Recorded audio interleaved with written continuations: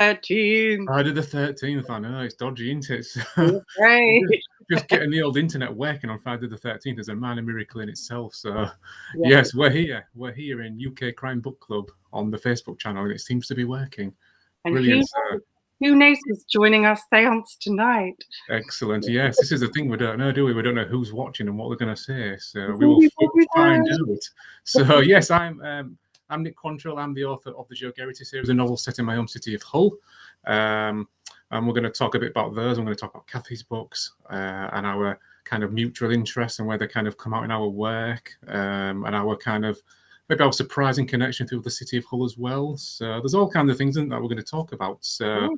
And of course, we'll answer any questions that anybody who's watching might want to ask us. So we're going to keep an eye out for those on the side panel as we go through, and we'll try and give satisfactory answers if we can. So, yeah. So your latest book then, Cathi, Bad Penny Blues. It's a reissue, isn't it? I read it about 10 years ago, probably longer actually, I suspect now. Yeah. And it's got a second life, hasn't it? So tell us a bit about Bad Penny Blues.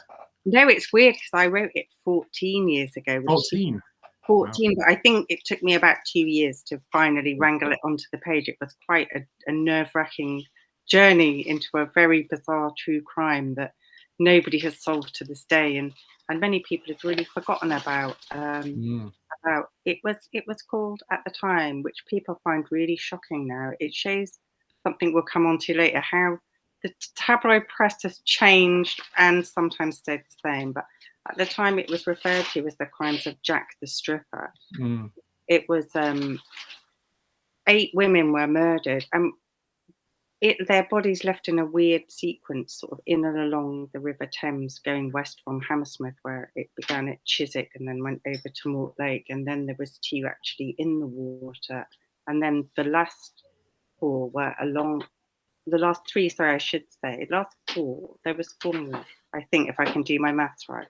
One was put where an anomaly where High Street Kensington Town Hall is now, but all the others were getting nearer and nearer to this industrial estate in Acton, where the last one was found.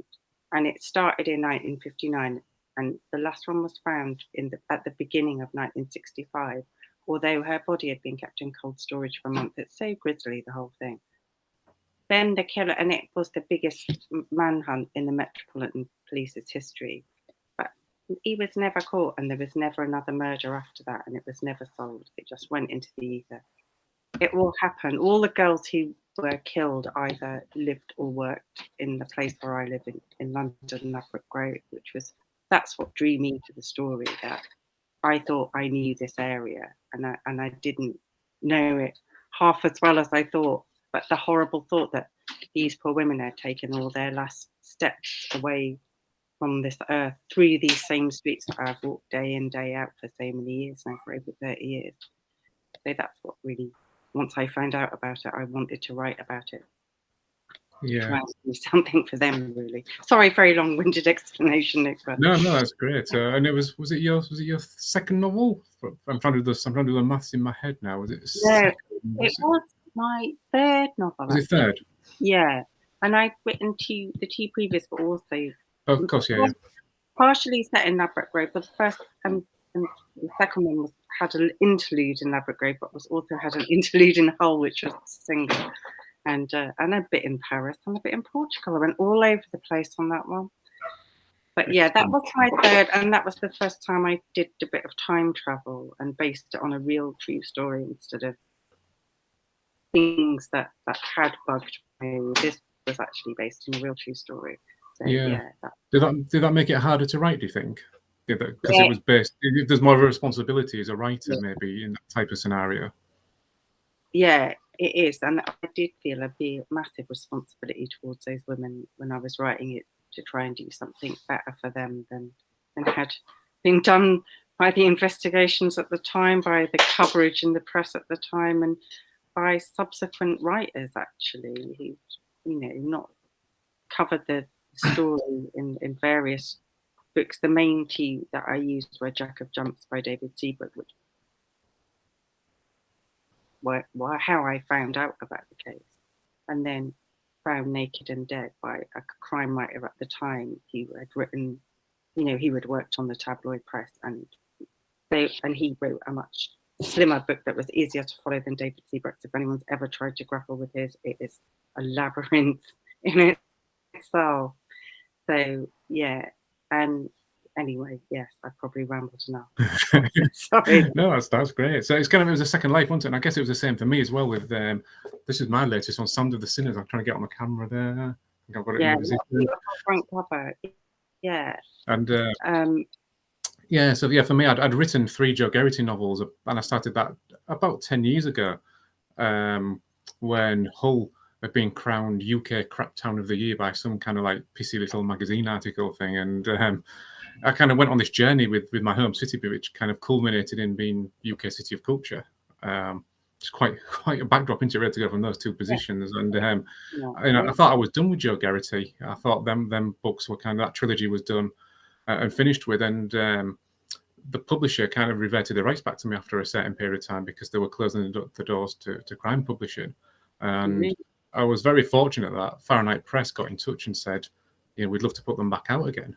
And kind of the deal was, if we put those 3 books out, then write us a new one. And at that time, I'd been kind of, I don't know if you've felt this as well, but I'd struggled for maybe a couple of years where I'd had a bad experience with an agent where the book didn't go anywhere, and then I started maybe 2 or 3 novels and kind of got nowhere with them. So kind of going back to writing a Joe Garrity novel was kind of like, it was almost like kind of writing therapy. You know, it was kind of, it was so comfortable to go back and do it.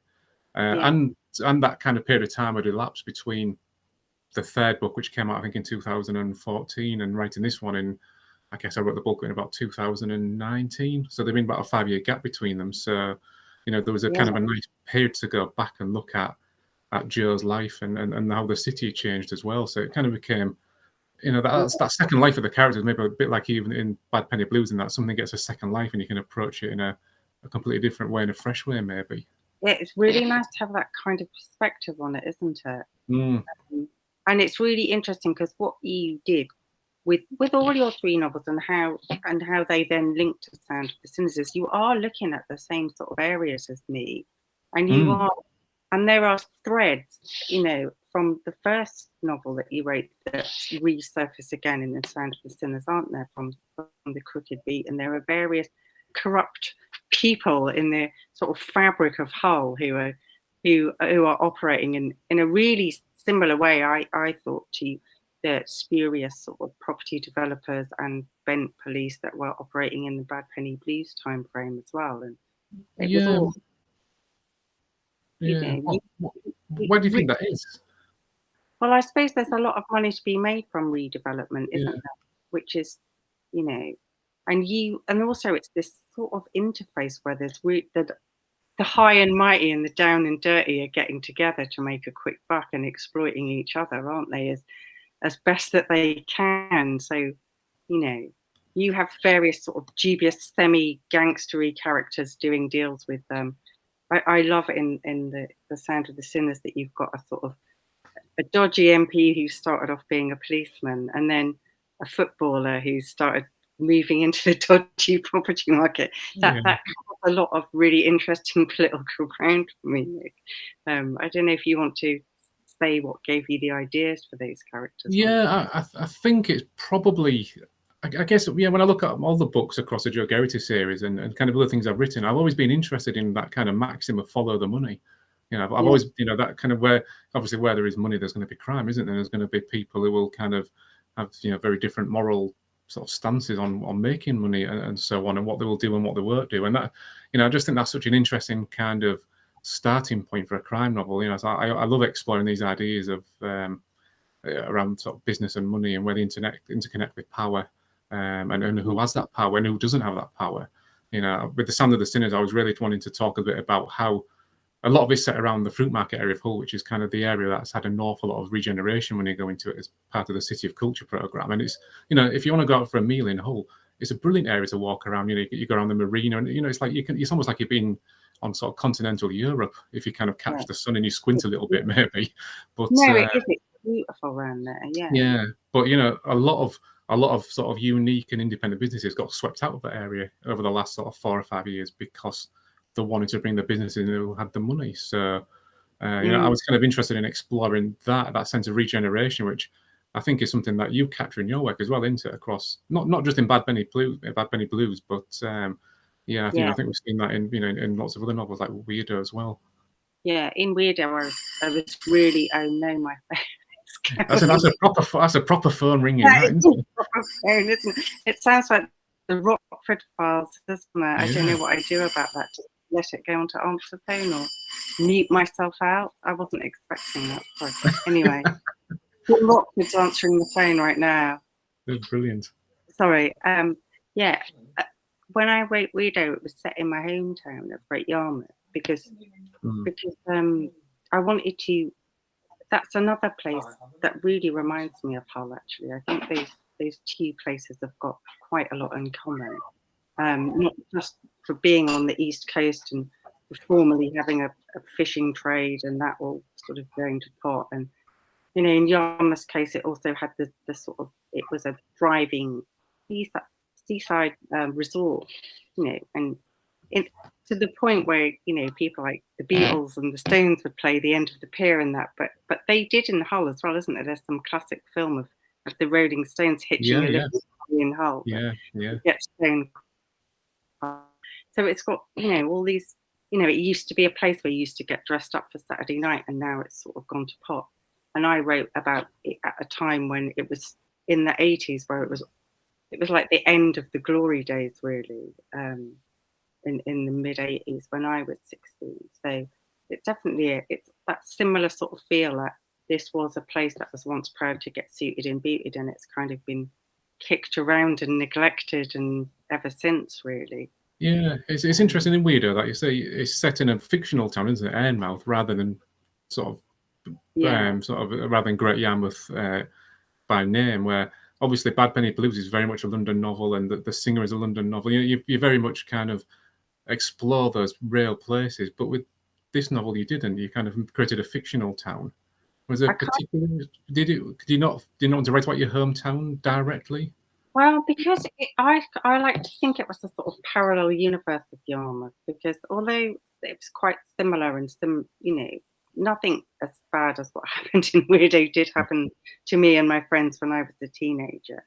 Weirdo was also the things that riled me up that made me write that book was the murder of Sophie Lancaster, who was basically kicked to death looking the way she did, and the way she looked was not that different to how I looked when I was her age, and that was one of the factors that fed into that story. And the other one was an amazing documentary I watched called Being Maxine Carr, about 12 different women in Britain and Ireland who'd all been just moved house to somewhere where no one knew them at the same time that Maxine Carr had come out of prison under a new identity, and how a witch hunt would always start up around them because no one really knew them. So somebody would start going, oh, I wonder if it's Maxine Carr then, because she's just been let out of prison, and how you would find it was always somebody who was already been bullied within that world and wanted to deflect attention away to somebody else, and that's how witch hunt starts, and that's what I wanted to explore in that book. But to give it that backdrop of somewhere I really knew from when I was 16. And, I think that's important, having that kind of knowledge of a location. It does kind of add a different element to a novel, I think. I think I would probably honestly struggle to write about anywhere other than Hull, I think. I keep trying to force myself to write a novel set somewhere else, but I keep coming back to Hull. You've got so much material there, because what I also loved in The Crooked Beat was how you wrote about the past, about the fishermen, and how that, because there was this new idea for this great new development that was going to come over the top of where all these people had those lives. So tell me a bit more about that, Nick.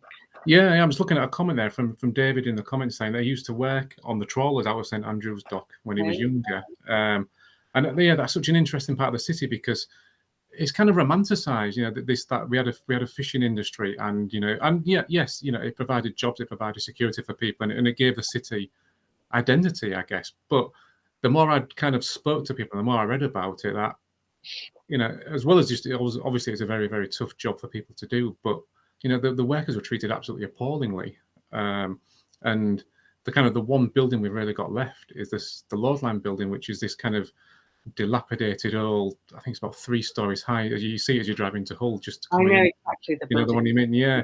You know, and it's kind of, you know, it's in the hands of a dodgy property developer. The type of kind of features in the books, you might say. If you hopefully you're not listening with us this evening. Yeah. But You can just imagine them going, oh yes, nice heritage hipster. yeah, and I mean it's one of those. The building is shot. I think now, you know, it's gone too far to be kind of saved in a meaningful way.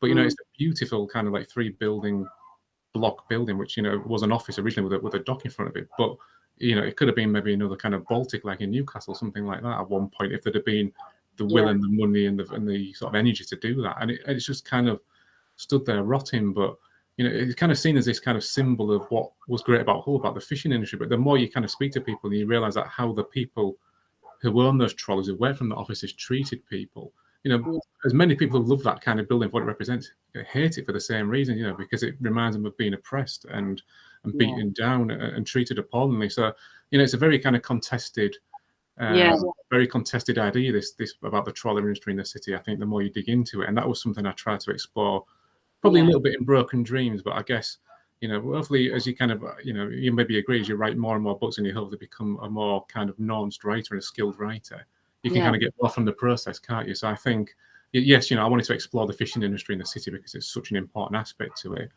But I also wanted to try and explore it in a slightly more kind of 360-degree view of it as well, you know, not just accepting that it was good or bad. No, it's interesting there because you put certain threads in certain books that you can come back to and pick up on and say a little bit more about, and it sort of gives the reader a more complete idea about the history of the place and the layout of the place. I think that's the great thing about writing a series, isn't it? Is that, you know, you kind of got that kind of cast of characters, you know, and so for someone like Joe Garrity, you know, I know who his kind of team is around him. I know the type of people he can call on for help and the kind of people he can't call on for help. You know, and I know where he can go in the city and where he can't go in the city. So I've kind of got that framework to work with. But for you, I guess Bad Penny Blues is a great example because it's a standalone, isn't it? So you're starting from ground zero, aren't you, in that sense, for characters? You're having to kind of create them from nothing. And, you know, the 2 leads in Bad Penny Blues, I think, are really kind of interesting backstories. And we've got Stella, haven't we, who's an up-and-coming fashion designer that finds herself kind of involved. And Pete, the policeman, it was kind of maybe the one good-hearted person almost in the story. You know, you're kind of the good guy, into, you know, you kind of want him to succeed. Yeah, he's like rarest of things, a policeman that isn't bent. Yeah, especially in Soho in the 60s. Yeah, exactly, especially, and wants to do the job for the right reasons. And yeah, I guess I am very fond of those 2 characters, and they were based on real people. And Stella was basically, the idea of Stella was my mum, who would have been the same age as Stella, and she was really good at art, and she did get, her portfolio was good enough that she was offered an interview with Slade College of Art. She's from Bloxwich in the Midlands, and my grandma stopped her from going to that job interview by burning her portfolio. Wow. And I know, and so she ended up she became a teacher. And luckily for me, because she met my dad that way, and if she had gone to Slade College of Art, I might not be here speaking to you. But that's just the fact that, you know, what might have happened to her. And I did wonder what it would have been like for her in that really interesting, because it is a really interesting time, that late 50s, early 60s, before it gets into the swinging 60s, when it's still a sort of black and white world. And that was the really interesting thing about Ladbroke Grove for me at that time, was all pop artists live here. Peter Blake lived here, Pauline Boaty, David Hockney. They're all going to the Royal College of Art in Kensington and living in Ladbroke Grove because it was a cheap place to live. And also there were some really great writers living here as well, like Colin Wilson and Alexander Trophy. And there was this Beat generation sort of existing with the sex workers and the dodgy gangsters and lords, and of course all the immigrants, the Windrush people coming in and trying to make their way. And, you know, it was and they had these brilliant shebeens, they called them, these clubs where they play their brilliant music and, you know, mixing. It was such an interesting world. So that Stella came from me wondering what my mum adventures she might have had. And then Pete came from my granddad. He was a proper detective, and the generation before, actually. But he was a detective in World War II, during World War II, in Peterborough. And on one of his investigations, uncovered something that was corrupt, that involved police corruption, and they were all on the square basically. So he was bounced back onto the beat, and you always sort of wonder, like, what was the real story there, and no one's ever really been able to find out in the family. So I thought it would be good if these girls got the one decent policeman, which I knew my granddad was, but he always said to my dad, "Don't ever become a policeman because it's no job, honest man." So I wanted them to have. And the other thing about my mum is that her mum was a medium and she was brought up as a spiritualist. So my idea that Stella could tune into the girls and listen, they sent an SOS message as they were about to be murdered that she tuned into. That came from that background as well. And for me, really, honestly, not wanting, not quite knowing what to make of it, but keeping an open mind, because that was the only way I could really tell those girls' stories, was if they came via somebody who picked up. Yeah, that feels like it's kind of like a very, the most important aspect of the book, isn't it, is the victims' voices, because, I mean, the corruption and the grime around Soho is one thing, but, it's humanizing those stories, isn't it? And I think that's what crime fiction, tries to do in general, but that's what Bad Penny Blues, I think is one of its strengths. I think that's what noir fiction does in particular, isn't it? It's sort of looking at the people who are right at the bottom of the pile and seeing, and I think this is something we both definitely have in common, that the real criminals in this world aren't necessarily the gangster, sort of the low-life drug dealers, and certainly not the woman on the street corner. It's more like the politicians, the people in power, the people who have the power, and that's and of course, if anyone saw the trial of Christine Keeler, which was on last year, see how that, and that one of the victims of that I wrote about was somebody who she testified for the defence of Stephen Ward. She was one of the few people who said no, he wasn't a pimp, whereas all the girls testifying that he was had been made to say that by bent policemen. So yeah, that's the way it works. And obviously, all the people that Stephen Ward was mixing with weren't going to take the fall, because they were all lords and MPs, and Yeah, it's amazing, isn't it? That little epicenter of Ladbroke Grove and in London just kind of spirals out in so many interesting directions and touches so many different stories that we now think we know, like the Profumo scandal and things like that. Leslie's asking in the comments about your mum's portfolio being burned. Did she forgive her mother for that? I don't think she never did really forgive her for that. No. No, I know, my poor mum, but she did meet my lovely dad, and I think pretty good life since. But the reason my grandma did it was because basically my uncle did go to art college, and then he walked out and left. And although that's not really fair to say that my mum would have done the same thing. Anyway, it was a different era as well. Yeah, I think that's kind of another element of Bad Penny Blues, into that sense of a time that's gone now, into a very different era. And how do you go about trying to capture that as a novelist? Well, actually, David Peace really helped me with that, because I was really, the way that he did his Red Riding books, I felt like I was back in the 70s again. And it would just be a slight little detail, like a little smear of margarine on somebody's brown cord trousers, or David Essex coming on the radio singing "Gonna Make You a Star." Just things like, whoa, the time tunnel is open. And he basically said he method writes it, and he just so he won't read anything that isn't from the era, whether it's like his research or the books that had come out at the time, or magazines. And he'd watch all the stuff that was films that had come out of TV programs, just listen to the music.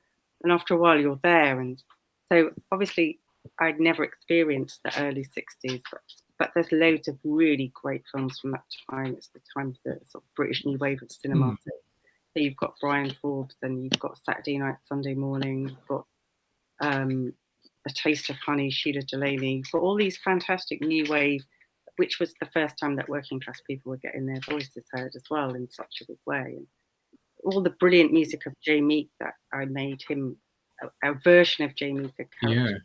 And the book's title comes from one of his songs as well. So all this really brilliant music to listen to, brilliant film.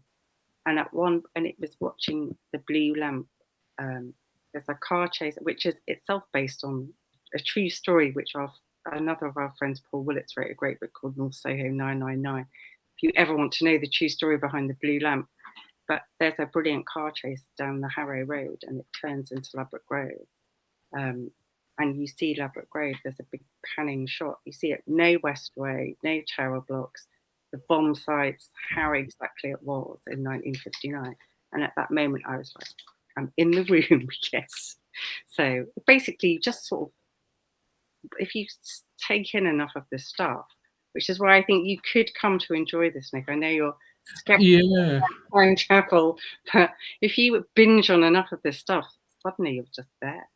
And yeah, that's interesting, because I have only written contemporary crime fiction. I don't think, I don't know. I think I would kind of struggle to write in a time period like that. You know, that kind of, maybe I don't know if I got the tools to do it, or is learning them research skills like you've kind of taught yourself. I don't know, but yeah, it feels like, trying to understand the contemporary world is a big enough job for me before I try and understand the past. The past, the good thing about the past is you can have hindsight is a really good thing. You can sort of make sense of how I finally made sense of Bad Penny Blues, was just finding out enough of the sort of people that would be involved in this kind of thing, how it could fit together, and then you sort of find a way through.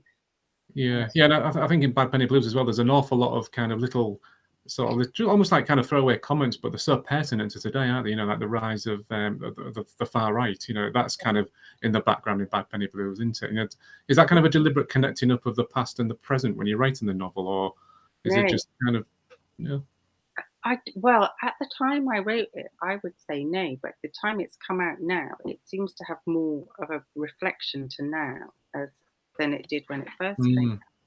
And one of the main things I would say about the whole slum landlord situation, and how, when the Windrush generation came over here, the only person that would give them housing was this Polish Jewish man called Pete Aratman, who himself, all his family had been murdered either by the Nazis or the Russians, and had walked across Europe, whole way across Europe to get to Britain. So he kind of, even though his houses were not very hygienic, nice, he felt an affinity with these people because they were being looked down on, and no other landlords would house them. So he gave them, and he's the one that's seen as the bad person now, but actually there were much worse landlords in Ladbroke Grove. But guess what? They were all toffs and not Jewish, Polish refugees. So, but that need for decent housing and immigrants coming here and not being given decent housing and not being treated decently reaches its flipping apex in the most horrendous form in Grenfell Tower, which it's another parallel, isn't it, between the past and the present in that sense? Yeah, in that same same small area. So anyway, we're talking all about me. I want to talk. That's all right. Well, we've got one question from Laura in the comments there, which I think was a good one to ask at this point, because we're talking about kind of mood writing almost there, weren't we? About how you kind of research and how you put it together. Have you ever acted out a scene to help with the writing process? Maybe you and Mike, your husband, sort of actually kind of like him strangling me? No. Yeah. No, I can't say I have, but I did. What another writer I really love is Peter Ackroyd, another brilliant London writer, and he just said he just walks and walks and walks, and I would walk around the streets where it happens, some of which are on my street actually where I live. Some of these people live, and would just have it going round in my head. And I saw some quite unusual things on my little perambulations. I saw one of my characters was based on Pauline Boatley, the pop artist, and she was involved in this anti at the time of the post-war rebuild. So they were when they were knocking down perfectly good housing and putting up all these horrible, and Kensington Town Hall being one of them. And they would have turned the centre of London into this sort of concrete universe if they could have done. But her and her friends and John Betjeman and people like that stopped quite a lot of this stuff from happening. But her campaign was called No More Ugly, and I was walking on this stretch of road near, because Pauline Bailey's house is behind my house where she lived directly behind. walking along that stretched road, I saw a load of people with placards, old-fashioned, like they would have in the 50s, saying "No more ugly." And it's like, no, I'm actually seeing a time slip. And ran up to it, and it was actually just a promo for a new furniture shop, and it said "No more ugly," and then it had furniture in much smaller underneath. But it was like things like that. I felt I was sort of getting a strange kind of glimpse. Yeah, like acting it out almost. Yeah, I mean, I think for me, I tend to think a lot before I write a scene, and I'll often kind of draft it out in note form first, and so I can feel like I've got a beginning, middle, and end of every scene. And I'll use spreadsheets, which is maybe a little bit weird as well, isn't it? So I like to be able to cut and paste them around a document, so I can kind of order what's going to happen in a scene, and I spend a lot of time thinking about it before I write it. And like you, walking, Yeah. I like walking in general, but every morning, generally, I take my daughter to school, so I've got kind of half an hour walking to school and back, where I'll kind of think about the scene I'm going to write that day, and and I will try and like plot it out from beginning to end rather than just sit down and write it. I don't know. I know a lot of writers kind of say they just sit down and write and they wait for inspiration to come along, but I have to kind of structure in my head first. Yeah, no, I've noticed that Blake's really like using that kind of spreadsheet thing. I've really noticed that. I don't know if they are different, but I really think the walking is really important, because I think your brain sorts the problem out for you as you walk. And you always have Garrity walking across the city, don't you? I do, yeah. And I guess I've never really thought about that before, actually. But yeah, there maybe is a connection there. He tends to think as he walks, and I do a lot of that as well. I mean, I often walk across Slum Bridge and back an awful lot, just kind of thinking. Especially if I've got a particularly like knotty problem I can't seem to untangle, then a long walk tends to kind of do it for me in some way. When you can just kind of free yourself up to just give yourself permission to think and just sort of ask what if questions to yourself, and just what would happen if this was the next bit? What would happen if that happened? So yeah, walking, Yeah. I know really you just think, you streets, you've seen this happen. You tell me. There's something that Tom Waits once said. Another person I love, he said he went to San Francisco because there'd been so many brilliant people there, and there were so many stories. And he just said, if I walk the streets and drink in the bars, they will tell me their stories, and they did. Right. Yeah, similar issue, I guess. There's always people willing to talk to you in a pub about things, but it's maybe not quite as glamorous as going to San Francisco to do it. But yeah, I wouldn't actually go as far to act out a scene there. I think I've heard a lot of thriller writers say that they do. When they're writing out scenes about kind of like combat scenes and fight scenes and action scenes, they will often kind of map them out with somebody else, so they get the maneuvers right and they get the kind of them bits at the right time, so that the reaction from the other person when they're being kind of attacked is correct, and things like that, which I can imagine has a lot of value. Yeah, I remember Laura Wilson telling me that she got her other half to pretend to strangle her while she was in the bath, to see outside, like, so she could write about it. Yeah, but I've never asked Mike to do that. Very wise, very wise. Shall we talk about music? Yeah, we did, didn't we? Music, because you was a music journalist for a long time, wasn't you? And I think that's kind of such an important part of your books. Yeah. And when we spoke about how you found your way into Bad Penny Blues in that era, each chapter is a song title, isn't it? And there's a story that goes with that. And I think that's such a brilliant way of getting into the period that you're talking about. Yeah, I guess the main thing for me would be the music. So what I did was looked up what was number one when each of the women's bodies had been found, and it was a really suggestive list of music. Actually, it was things like "She's Not There" and "You'll Never Walk Alone," which might seem like a sort of quite sentimental song, but not if it's a serial killer following you and you're never walking alone. And it also gave this really excellent feeling of what the music, what would sounds be coming out of the shop doorways, out of transistor radios, out of the jukebox, out of the coffee bars.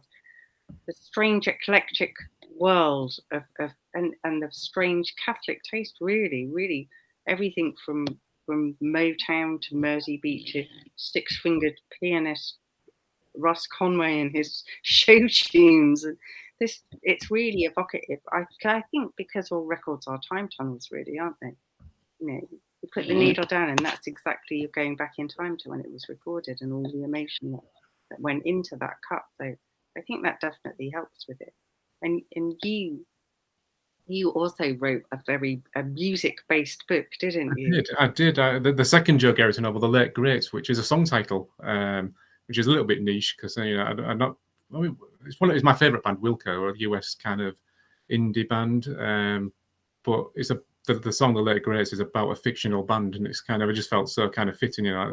Yeah, you know, the lyrics are things like, you know, you'll never hear them on the radio, and it's like, well, you won't, because I've made this band up. So it just felt kind of fitting. And "The Late Greats" is a kind of, it felt like a kind of really nice crimey title as well for the novel. So yeah, but yes, my background isn't as exciting as yours, because you actually worked in the music industry, didn't you, for a number of years as a writer with on the weekly newspapers and things like that, where I was kind of like scurrying out every Wednesday to buy the NME and the Melody Maker when I was a teenager, and kind of maybe, you know, getting, and I kind of came into music that way. But for me growing up in Hull, you know, it didn't feel like you could be a writer. You know, I was encouraged to do well at school. I was encouraged to kind of take part in sports, but not the art. You know, it wasn't something that people from Hull did, or so it felt to me in the 80s anyway. And it only started to change when I hit my teenage years, and I started to go to the Adelphi, which is the local music venue. It's kind of like, it holds about 200 people, and it's mainly kind of sustained by local bands playing there, as well as kind of small touring bands who were just kind of starting on the way up. And I kind of just started going there more and more in the 90s. And I just fell in with people there, and I became friends with, there was a band from Hull called Lithium Joe, who were, I don't know, people, if you came from Hull if you was in Hull in the 90s, you'd have probably seen Lithium Joe play, because they were kind of everywhere, and they kind of released the records on their own label, they booked their own tours around the UK. You know, it was just like an inspiration to me in a way that I'd never previously had that kind of example put in front of me before. They were just doing things on their own terms. And yeah, I know, you know, I was just obsessed with music, you know, buying it, listening to it. I was writing for fanzines at the time, and yeah, Lithium Joe were kind of part of this kind of like, there was kind of like a punk community where there was a lot of fanzines around. They weren't really a punk band. They were kind of too pop to be punk and too punk to be pop. It was kind of, there was in that kind of strange middle ground where nobody would accept them. But yeah, you know, and I ended up sharing a flat with one of them. So, you know, I was always tripping over guitars and leads and amplifiers and stuff. And it just kind of opened, you know, my eyes into like the kind of internal dynamics of a band. And that was how it started, that novel, really. That I wanted to kind of write about a fictional band, and I felt like, although I'd never been in a band, I'd kind of been close enough to kind of understand that, you know, what you see on the stage isn't what you're going to see off the stage necessarily. And that was kind of the starting point, yeah. I know, and I do think there's so many parallels with the music industry to crime anyway, because it actually is a business that takes young people with dreams and robs them of their dreams. While the fat cat establishment makes loads of money. And it's also a world alive with all sorts of really dangerous predators, which, you know, so they just think, they see the glamour of it, and most of it really isn't glamour. Most of it's really hard work and quite, you know. Yeah. So that's what in the Late Greats, that's what I wanted to do. I wanted to bring back a band who are kind of the Britpop. They were Britpop bands, so, you know, massively successful in the mid 90s. And you know, they kind of realised the only way they're going to make any more money in life is to reform, basically. But the kicker is they absolutely hate each other.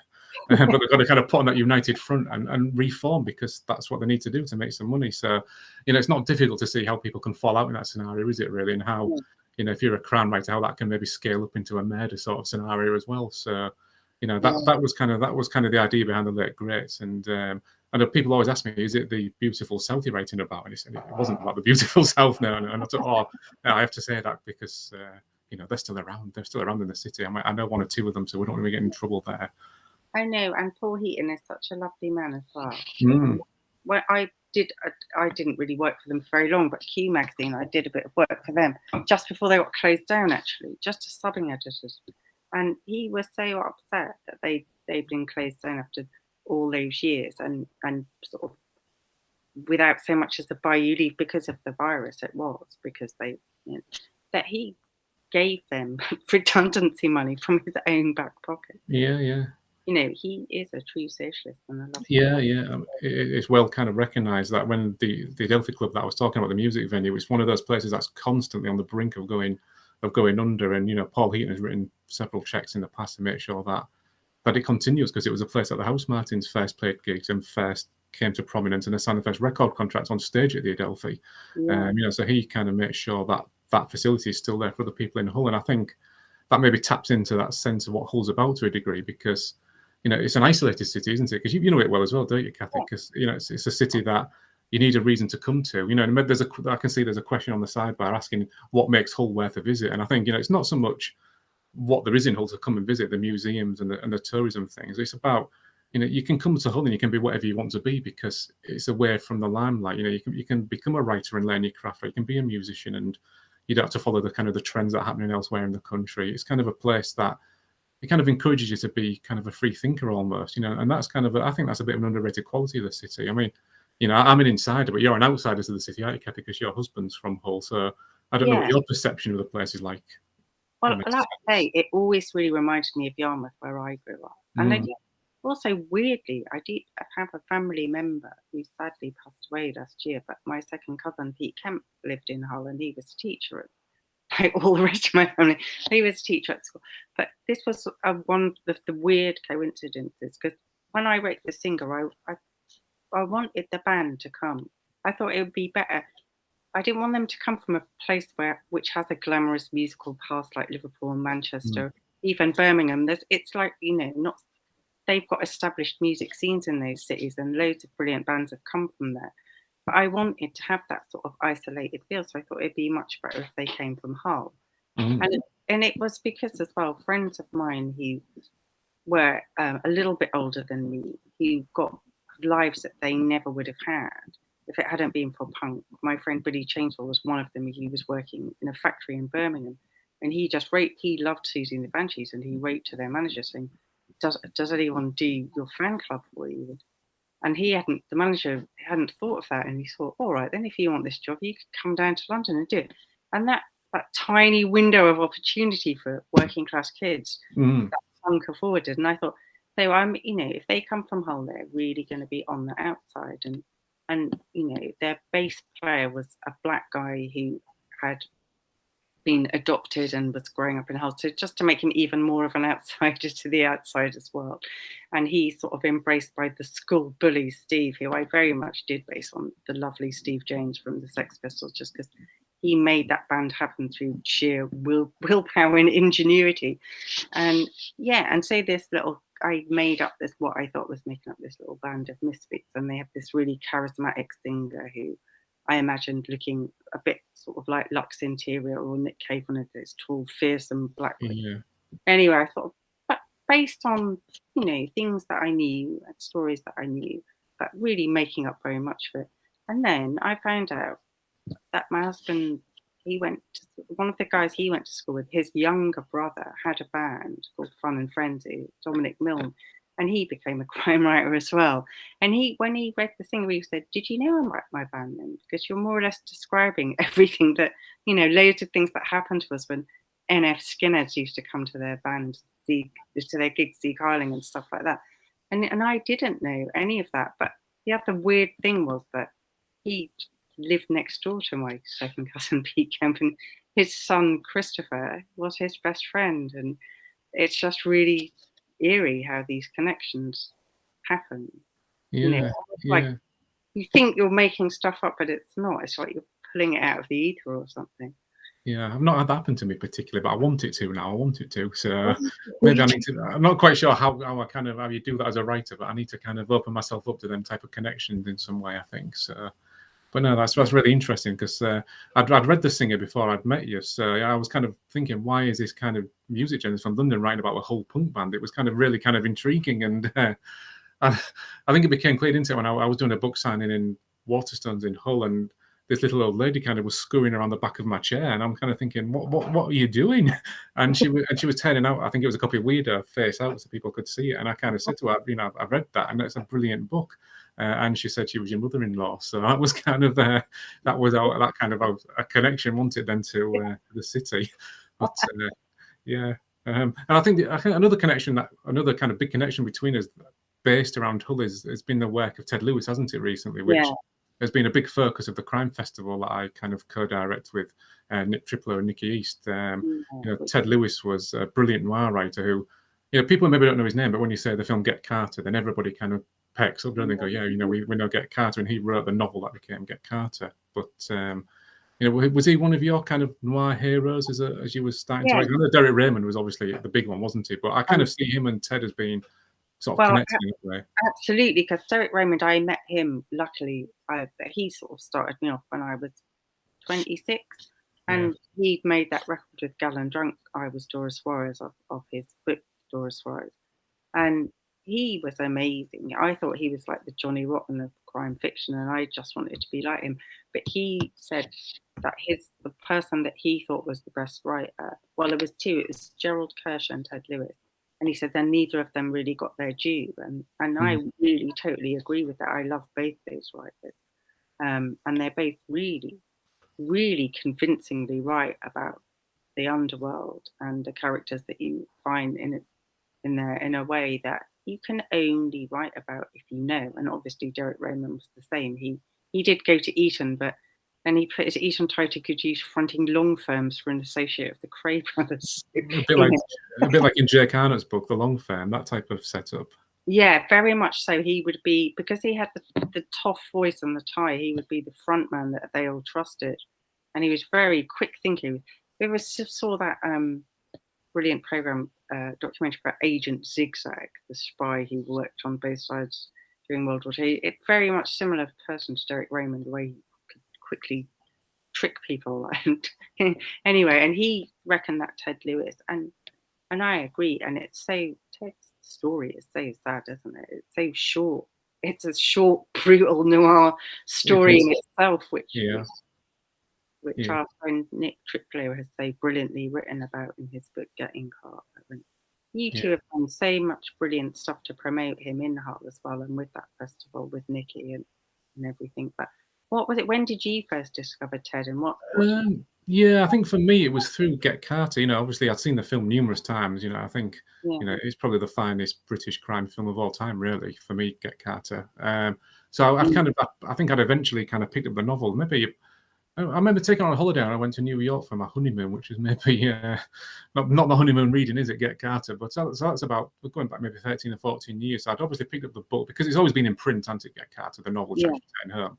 And at first I was a bit kind of, you know, I was surprised to learn that although the film is set in Newcastle, the book is set in Scunthorpe and around the Humber region. And that kind of obviously piqued my interest because at that stage I was starting to think about writing. So, you know, this is a guy who was written about where I live and where I want to write about. And that it was kind of liberating to realize that it was kind of almost giving me permission to write about Hull, I suppose, because other people have been able to do it. And and that was kind of as far as I got, really, because that was the only book in print. You could only read Jack's Return Home or his other sort of, I think we're talking 8 or 9 other novels, aren't we? They just weren't available. They're very, very expensive secondhand books if you could find them. And it was only when I kind of met Nick Triplow through writing, because he's obviously a noir writer as well. And he started, you know, by that stage, Nick was researching his biography of Ted Lewis because he lived in Barton upon Humber, which was where Ted spent a lot of his life. And kind of introduced me to the story more and more. So, you know, I think as Nick became kind of like the leading authority on Ted Lewis in the country, I've kind of become the second authority by osmosis, by just kind of soaking it up as we've been driving around the north of England to library events together and things like that. So I've just kind of like found myself reading more and more about Ted through Nick's work. And then obviously, you know, Nick's work has culminated in Ted's best books coming back into print, hasn't it? So we've now got GBH, which is probably a classic noir novel, Plunder, which is we've been calling it the lost great Hull crime novel, which I think love Plunder. I think it's and I think your book and Plunder, you know, they and it was that book at all an influence on you, because it really is showing these all the worlds within worlds of Hull. Yeah, I mean, maybe not deliberately, but I mean, a few people have said to me as well that, you know, Sound of the Sinners is about Joe Garrity's return to the city.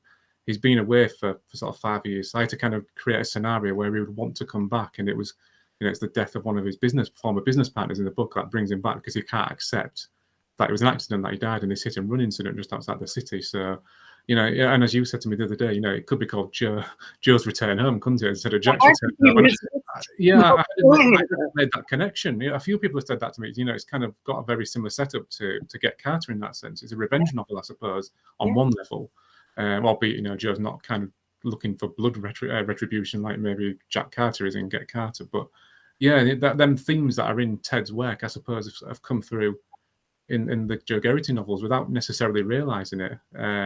You know, and Plunder's very much a novel, isn't it, about power and corruption within the city. You know, it's it's set in 1970, but it's about sort of small men in small cities who think they're big men, essentially. You know, these people who get a little bit of power, and it just gives them a grip on a small city. You know, and that's kind of in Sound of the Sinners as much as it is in Plunder by Ted Lewis, I think. So, yeah, if I'm getting anywhere close to Ted, then that's absolutely fine with me. No, I think you are really using the architecture of the city to tell the story as well.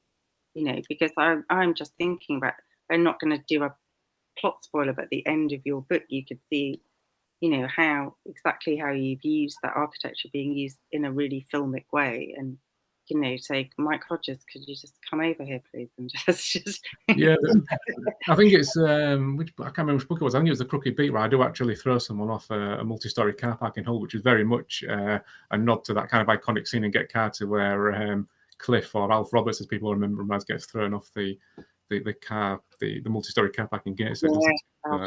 Poor old Al. Poor old Al.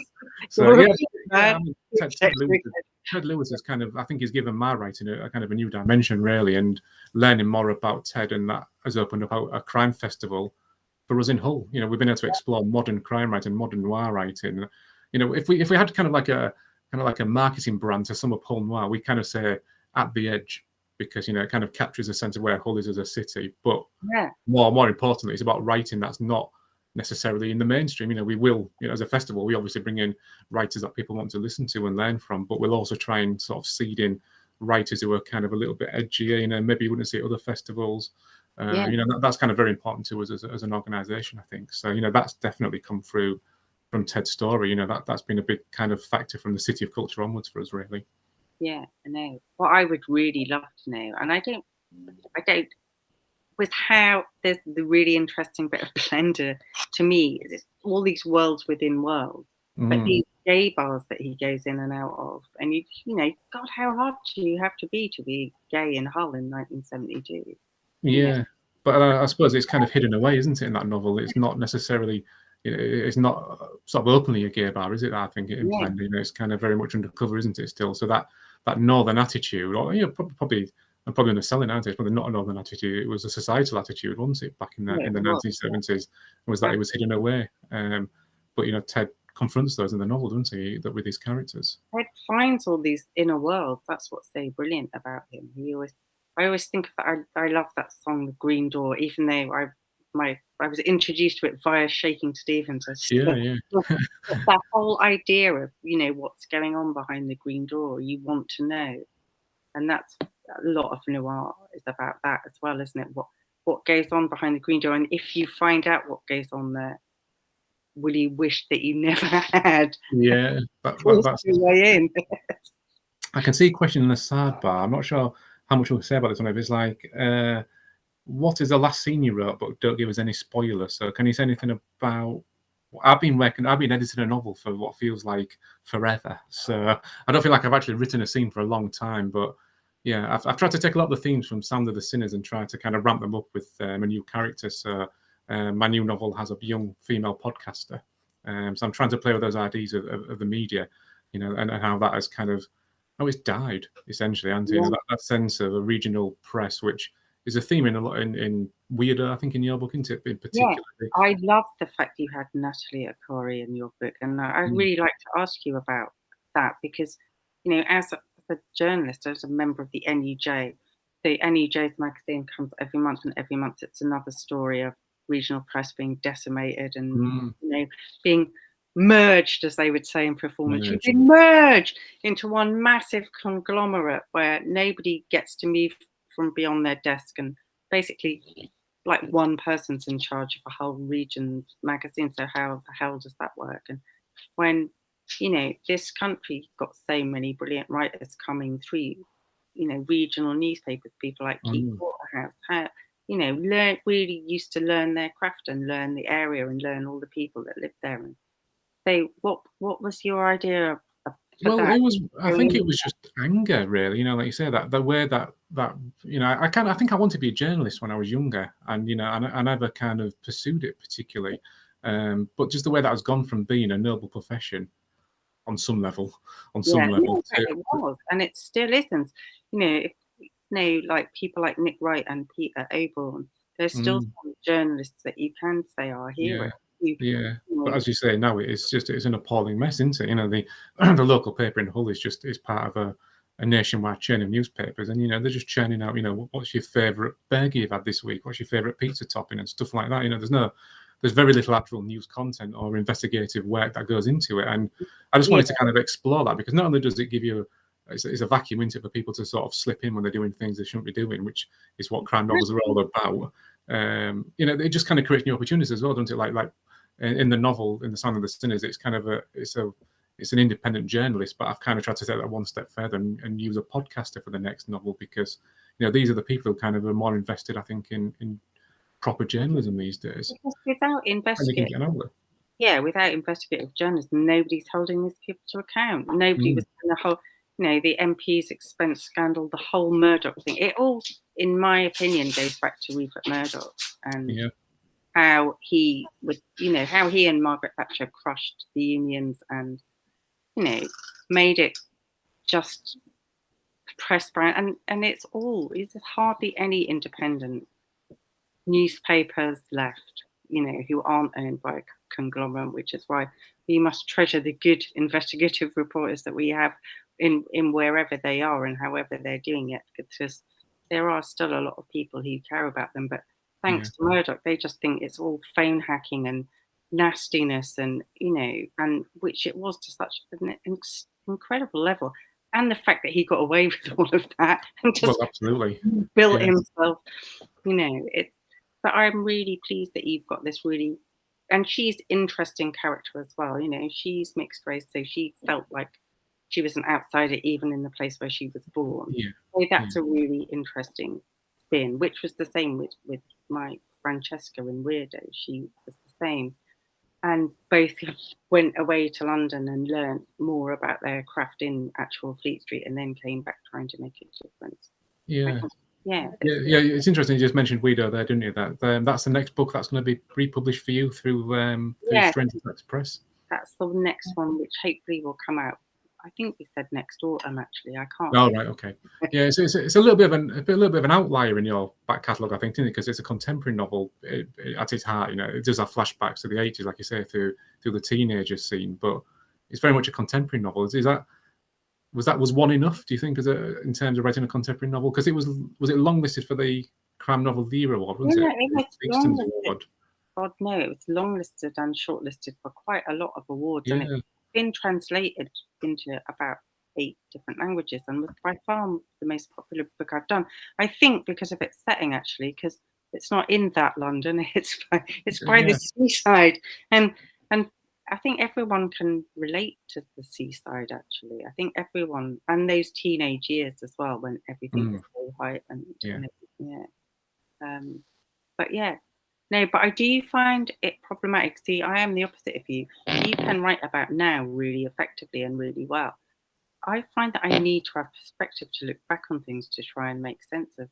I can't react. I'm a slow reactor, so that's probably why my books are set, you know, in the sort of at least 10 years ago from when I'm writing them there. So I think that's why I don't feel the need to write a Joe Garrison novel at the moment, because he's become a tool to explore the city with for me. But as I say, the first novel was just as Hull had been crowned the UK crap town. The third one finishes with the UK city of culture. And then there was a gap where I could start to look at how that had actually played out and affected places and people, where now, you know, it feels like Hull's a little bit up in the air, you know, as Brexit starts to settle and, you know, COVID, all the kind of like the response to things like that starts to settle. I feel like I need to get a little bit more perspective if I write another Joe Garrison novel, I think.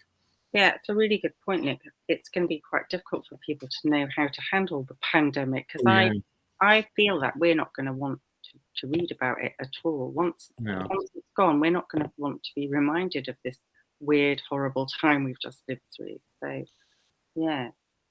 Did it change your reading habits through the pandemic? Did you kind of find anything changing in that sense? Because I did. You know, I read a lot of contemporary crime, but I found once the pandemic struck and you couldn't go anywhere, I didn't want to read it anymore. You know, I didn't want to read about characters just kind of going to the pub or kind of doing whatever they were doing. I kind of started to read historical crime fiction an awful lot more, because it took me away from the pandemic, I guess. Yeah, I know.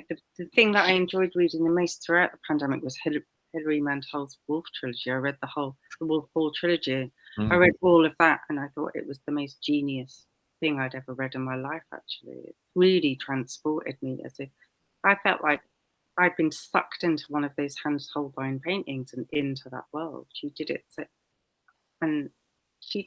magically and so brilliantly, and there's such a lot to learn from how she did that, that I'll probably be rereading those books over and over again. But just like you say, the transportative quality of that, of going into a different world, because we couldn't go anywhere physically, but thankfully through books we could transport ourselves somewhere else. Yeah, I think that was a big thing in lockdown, wasn't it? Certainly for me, being a reader was a huge thing for me, and I think I'd have struggled without having that ability to escape off into other worlds. That was right. I think we've had an hour, Cathi. I think we need to stop. Yeah, I think we've answered the questions on the side panel, but we can try and sweep those up as well in the comments afterwards, Kat. We haven't answered any of those questions, but we have. So brilliant. Thank you very much for tuning in, everybody, and asking questions and listening as to us rattle on about Hull and Noir and Cathy's Bad Penny Blues and so on. It's been great. So thanks for spending Friday the 13th with us. Friday the 13th, of course. Hopefully we'll be able to see everybody soon, maybe